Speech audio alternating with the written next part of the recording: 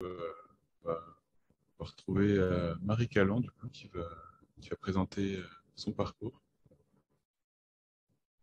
Et donc, voilà, qui est juste ici. Bonjour. Bonjour.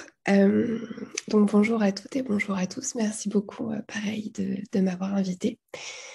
Alors, je tiens déjà à vous présenter toutes mes excuses parce que je suis, comme vous pouvez l'entendre, bien malade puisque je suis en isolement en ce moment.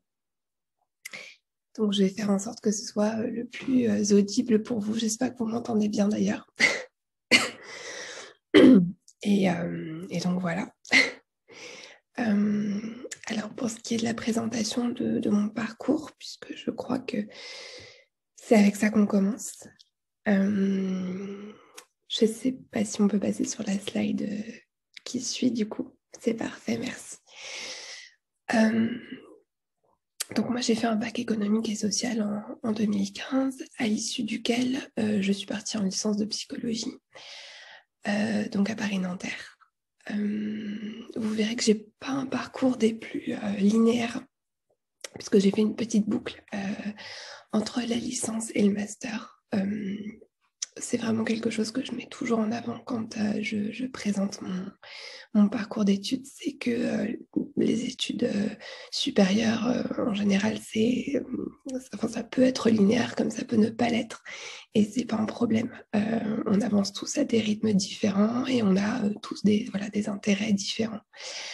Pour ma part, la licence de psychologie, c'était très intéressant puisque ça m'a permis d'engranger beaucoup de connaissances académiques. Mais voilà, j'ai eu du mal en fait à faire la bascule pour en construire un parcours professionnel.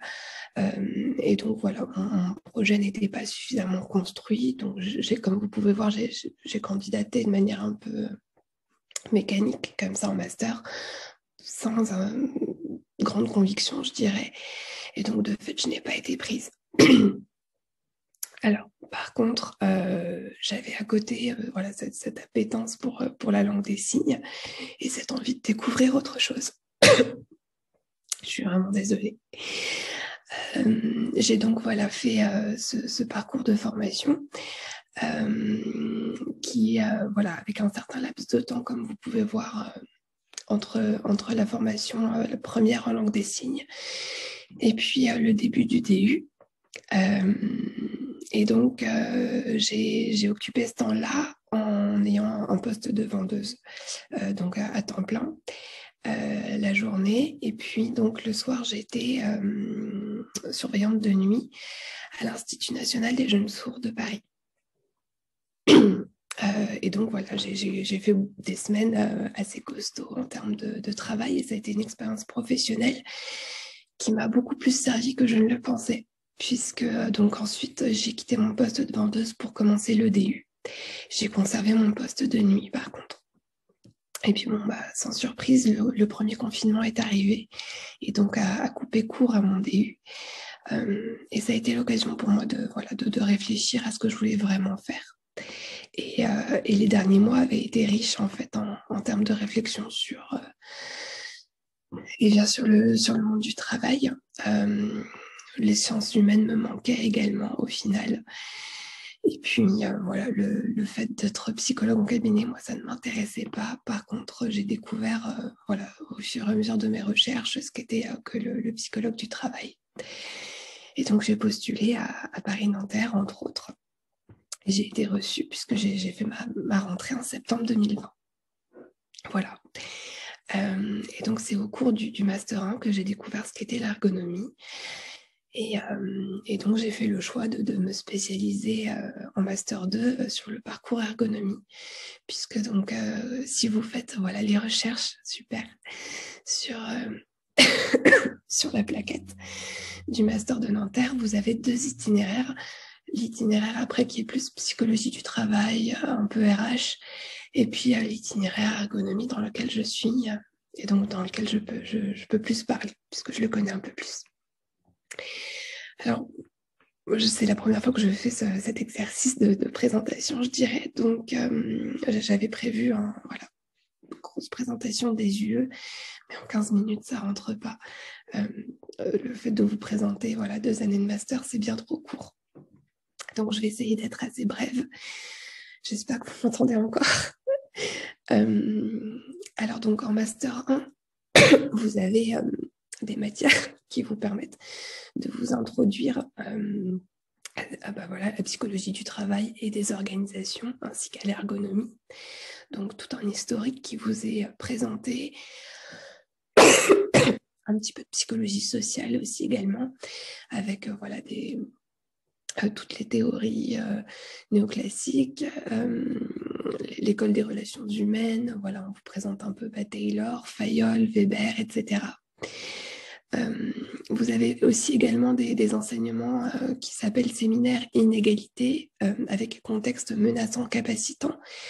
Ça vous permet de découvrir un petit peu tout ce qui est inégalité et discrimination d'un point de vue sur l'immigration. Et donc, en touchant au milieu du travail, c'est très complet. C'est basé donc sur des recherches en psychologie sociale et du travail. Donc, c'est très intéressant également d'apporter ce regard-là par rapport au milieu professionnel, finalement. Vous avez aussi des enseignements qui traiteront plus donc de l'aspect du handicap et du vieillissement au travail, et qui donc vous permettront de discuter des aspects de cadre juridique, de cadre institutionnel, de tout ce qui est mis en place dans les entreprises pour pouvoir gérer ces questions-là de handicap et puis de vieillissement au travail pour leur intégration et leur maintien dans l'emploi.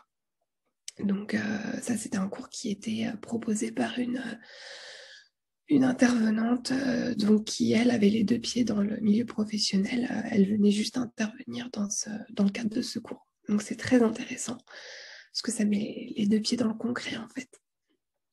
Vous avez également des cours donc sur tout ce qui est l'appréhension des risques psychosociaux.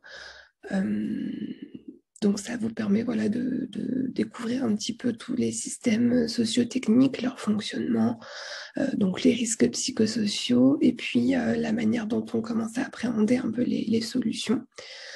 Donc tout ce qui est préconisation d'un point de vue organisationnel, mais ça peut être aussi matériel, humain. Voilà. Alors, ça, c'était pour le Master 1. C'est pas exhaustif comme liste, mais comme je vous disais, ce serait bien trop long, sinon, de vous parler de tout. Donc, pour le Master 2, alors, il faut savoir que les cours du Master 2 s'arrêtent en février, puisque après, on vous envoie un stage. Donc, les cours sont beaucoup plus condensés, je dirais. Et donc là, moi, j'ai eu des cours, donc tout ce qui était évaluation des compétences en milieu professionnel, ce qui est intéressant parce que ça vous permet d'aborder aussi tous les biais dans l'évaluation qu'il peut y avoir, l'évaluation des compétences professionnelles, les biais de mesure, etc. Donc c'est un cours qui est très intéressant. Vous avez également des cours en ergonomie physiologique. Donc là, ça vous permet d'aborder toutes les questions autour des techniques de mesure, des ambiances physiques au travail, des méthodes d'évaluation, du coup, de la charge physique. Donc, nous, on avait abordé tout ce qui était fréquence cardiaque, effort musculaire, aussi tout ce qui était l'exposition au bruit, et donc les effets que ça peut avoir, et puis aussi les expositions au manque du sommeil. Donc, c'était des cours qui étaient très complets et très intéressants. Voilà. On a eu également l'occasion d'aborder tout ce qui était la question du temps au travail à travers un séminaire organisé par Sophie Prunier-Poulmer, qui est donc à la tête de cette formation. Et donc là, ça nous sensibilise vraiment à ce qui est recherche scientifique, puisque l'idée était d'établir une base de données, d'informations scientifiques autour de thématiques qui nous étaient confiées. Nous, cette année, ça tournait autour des nouvelles organisations du temps et de l'espace de travail, et donc de leur raison d'être et aussi de leurs effets sur la santé et la vie hors travail, donc des salariés. Voilà. On a eu... Je suis vraiment navrée. On a eu également des enseignements donc autour de la clinique de l'activité et de la psychodynamique du travail. Donc là, qui était basé sur des articles de Christophe Dejour et d'Yves Clos. Vous devez peut-être, ça doit vous parler, je pense. Et donc voilà, toute une réflexion autour de ces façons d'aborder les thématiques de santé au travail, de RPS, de l'analyse du travail également. Voilà. Alors, on a également des intervenants qui sont donc avocats, juristes, et qui nous permettent d'avoir un enseignement de cadres juridiques qui sont quand même, qui ont toute leur importance quand on intervient après dans le milieu professionnel. Et donc, à la fois droit du travail et droit de la sécurité sociale, qui peut être très intéressant. Vous avez également un cadre économique du travail qui permet de resituer eh bien, les fondements économiques et sociaux du travail, de l'organisation du travail. Également les mutations du travail au fur et à mesure du temps, donc à travers des analyses théoriques, de l'analyse de documents. C'est très complet également. Voilà. Vous avez également des cours sur l'intervention ergonomique, donc ingénierie de l'intervention ergonomique, et qui nous permet de retracer l'analyse, la reformulation de la demande, bien comprendre quelle est la demande sociale à la base de notre travail, mais également tout le processus d'élaboration d'hypothèses, et puis ensuite d'analyse systémique du travail.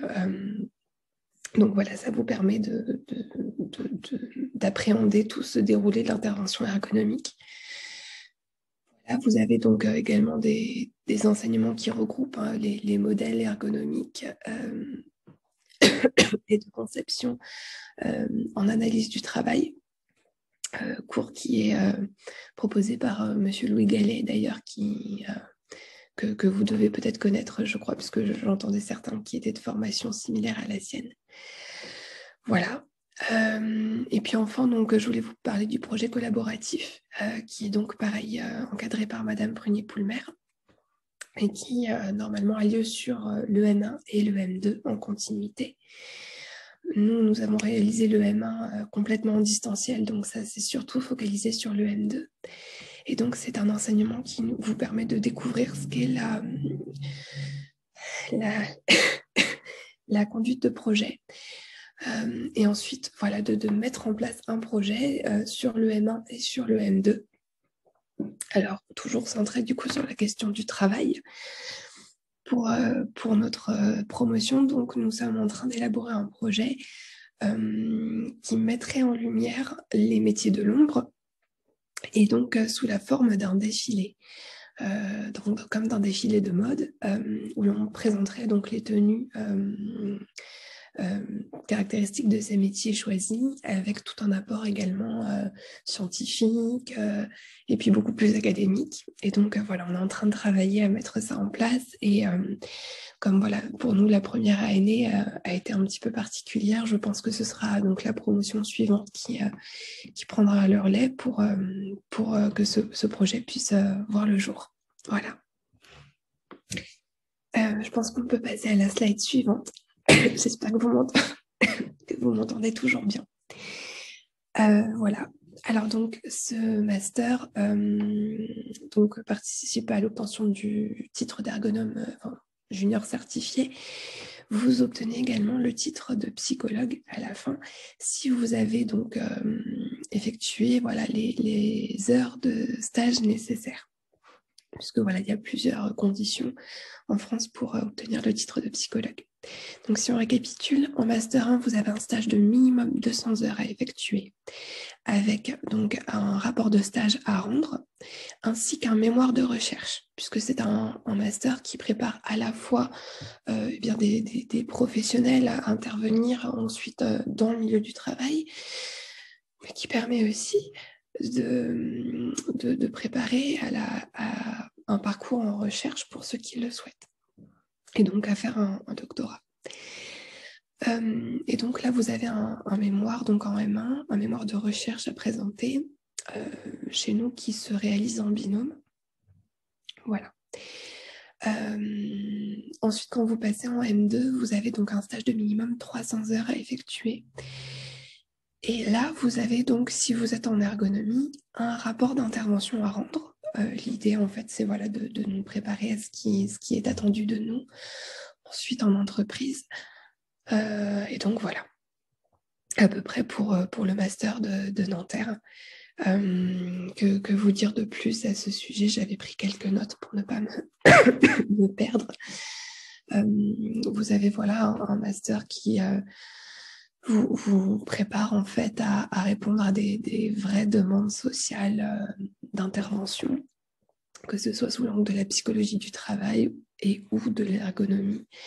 Vous avez un master qui vous apporte voilà, des apports théoriques, mais aussi méthodologiques, parce que nous avons la chance d'avoir beaucoup d'intervenants extérieurs, donc comme je vous disais, du milieu du droit, mais également des ergonomes consultants. Et puis donc là, une possibilité de professionnalisation sur le terrain à travers des stages qui sont donc encadrés avec un fort suivi pédagogique. Et voilà la possibilité d'entrer en stage en M2 dès février et de faire du stage à temps plein, ce qui est quand même très intéressant. Voilà. Écoutez, je pense qu'on peut passer à la suite. Je suis vraiment navrée. Alors moi, j'avais choisi donc de vous parler de mon stage de Master 2 que j'ai effectué donc pour le groupe Safran, qui est donc un groupe dans l'aéronautique et le spatial. Moi, je suis donc dans la filière Safran Aircraft Engines, et donc le groupe réalise donc des moteurs pour l'aviation civile, pour l'aviation militaire, et puis aussi donc en propulsion pour le spatial. Voilà. Et je suis sur le site donc de Corbeil. Voilà. Alors donc j'effectue mon stage avec mon tuteur et l'ergonome interne du site. Et donc il m'a été demandé de réaliser des analyses de l'activité sur certains secteurs, parce que l'usine est énorme, mais sur certains secteurs en particulier, afin de rendre compte de l'aspect pénible ou non des postes en question, puisque il y a donc un accord groupe qui existe sur la cessation anticipée d'activité pour les opérateurs ayant occupé des postes pénibles durant leur carrière. C'est teinté d'un aspect assez politique, je dirais, et donc c'est bien distinct de ce que la loi prévoit en termes de pénibilité. Voilà. Donc c'est un accord qui est renégocié tous les 4 ans, et ça a bougé, je crois. Maintenant, on est sur tous les 2 ans. Voilà. Donc là, on arrive sur un moment de renégociation. Et donc, il m'a été demandé de préciser par l'analyse de l'activité ce que moi je peux trouver en termes de pénibilité, et également de travailler sur leur grille de cotation de la pénibilité. Puisque donc en ergonomie, il est toujours important de faire la nuance entre le prescrit et le réel. Et donc, la réalité du travail fait qu'un opérateur qui travaillera sur un poste en chaudronnerie, sur le site sur lequel je suis, n'aura pas les mêmes conditions de travail, pas forcément les mêmes tâches à effectuer qu'une personne qui a le même poste sur un autre site. Et donc, on va me demander d'être beaucoup plus précise du coup sur le réel du travail des opérateurs qui sont concernés donc, sur le site de Corbeil. J'espère que j'ai été claire. Donc là, je suis en plein dedans. Donc, reformulation de la demande, aussi découvrir et m'adapter au secteur de l'industrie et de l'aéronautique parce que pour moi, c'est nouveau. Alors, c'est quelque chose qui est très intéressant et qui ne me fait pas peur puisque j'ai tendance à être particulièrement curieuse, en fait. Donc, je ne me donne pas vraiment de secteur de prédilection. Au contraire, je trouve que l'ergonomie, c'est plutôt chouette en ça parce que ça permet bien de toucher un petit peu à tous les domaines. Donc, ça demande de l'investissement personnel, ça demande de s'intéresser d'autant plus, mais c'est ce qui me plaît. Voilà. Sinon, pour refaire un petit peu ce que j'ai pu effectuer durant ma licence, donc moi j'avais fait mon TER de licence 3, donc sur les effets de la psychologie positive sur les sujets souffrant de binge eating disorder, puisque j'ai toujours été très intéressée par le lien qu'il y a entre l'aspect psychique et le corps. Et l'enseignante que j'avais, qui m'encadrait à l'époque, était spécialisée en psychologie cognitive. Il s'agit de Madame Antonia Slick, peut-être que vous connaissez. Et donc voilà, ça avait donné lieu à ce travail de recherche. Et donc, mon mémoire de Master 1, dont je vous ai parlé tout à l'heure, je l'ai fait sous la direction de Madame Anne-Marie Ventron, donc, qui est psychologue du travail et des organisations, qui intervient d'ailleurs dans ce master et qui encadre certains cours. Voilà. Et donc, j'ai fait mon master 1, mon mémoire de master 1, en essayant de comprendre quelles étaient comment en fait les caractéristiques de la situation de télétravail, alors que ce soit dû au Covid ou non, influence sur le sentiment d'auto-efficacité au travail et également sur le bore-out et le burn-out, l'épuisement professionnel. Donc, on a effectué ce travail en binôme et en fait, nous étions 2 binômes. Mon binôme s'est plus occupé de l'aspect burn-out, l'autre binôme s'est plus occupé de l'aspect bore-out. Et nous avons collaboré donc pour réaliser le questionnaire et sa diffusion ensuite, puisqu'on attendait d'avoir le maximum de participants possible pour avoir des résultats les plus généralisables, je dirais. Voilà. Je pense qu'on peut passer à la slide suivante. Merci. Alors pour ce qui est de projets futurs, moi je ne me projette pas dans la recherche, dans l'idée de faire un doctorat. Voilà, c'est pas ce qui me fait envie, en tout cas pour tout de suite. Et puis également dans mes projets de vie, voilà, je souhaite commencer à travailler à l'issue de ce master. Et l'idée pour moi, serait d'allier à la fois mes connaissances en psychologie et en ergonomie, puisque je trouve que ça enrichit la vision qu'on a. S'il est possible aussi, j'aimerais également pouvoir allier un petit peu les connaissances que j'ai pu acquérir en langue des signes, puisque je trouve que c'est quelque chose qui manque encore, qu'il faudrait bien réussir à incorporer davantage dans les études dès le plus jeune âge et puis également dans le milieu professionnel pour favoriser l'inclusion de chacun. Et donc voilà, si j'arrive à rajouter cette corde-là à mon arc plus tard dans mon travail, j'en serais ravie. Voilà. Et je pense que c'est la dernière slide qu'on avait faite, hein, si je ne dis pas de bêtises.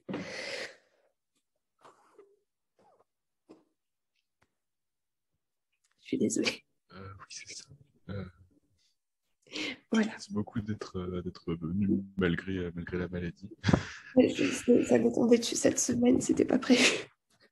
Voilà. Donc, je vais vous laisser poser des questions dans le chat. Voilà.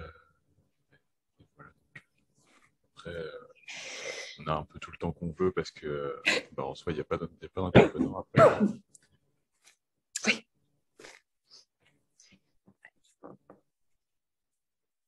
C'est gentil, merci beaucoup.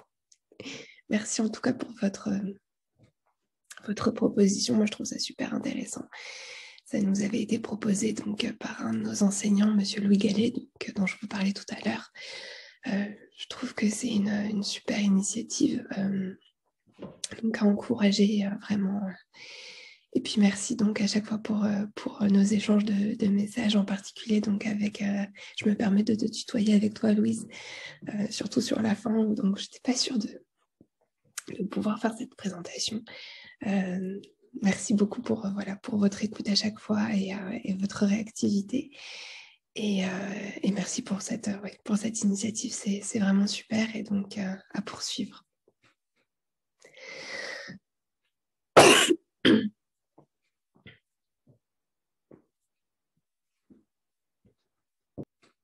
Moi, je suppose que si vous n'avez pas de questions, je vais vous laisser conclure. Je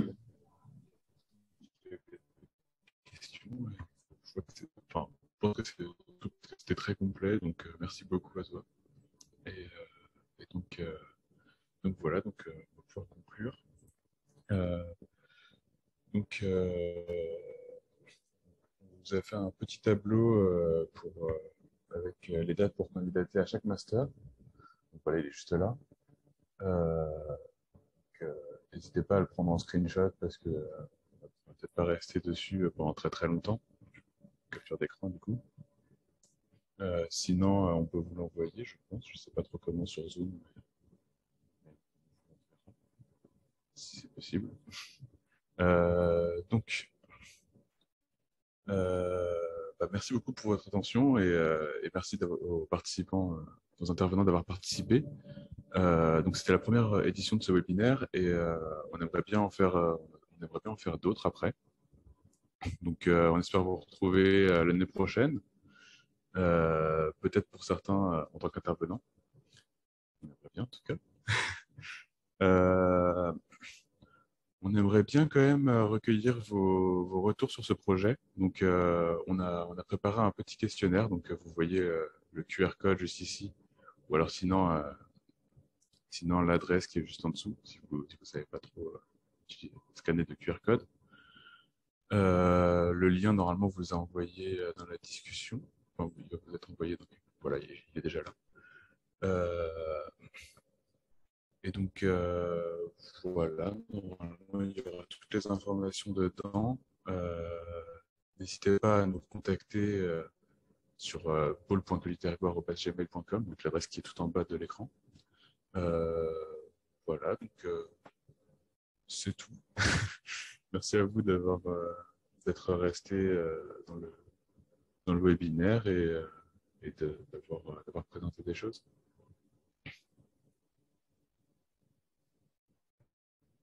Si. En tout cas, c'était un plaisir à organiser et vraiment un plaisir de vous avoir comme intervenant. C'était vraiment super. Merci à tous d'avoir joué le jeu, de nous avoir partagé vos informations, d'avoir complété, d'avoir posé une question. C'était vraiment super. Merci encore. On espère qu'on pourra vous recroiser dans d'autres projets qu'on organisera ou même pareil avec le réseau RAF ou même avec Marie et Quentin, il n'est plus là, je crois. Mais pour d'autres projets qu'on a hâte sûrement de partager avec vous, j'espère. Mais c'est un plaisir. Les gens sont quand même se recroiser sur des projets. On ne sait jamais. En tout cas, voilà, c'était très intéressant. On est vraiment super content de vous avoir.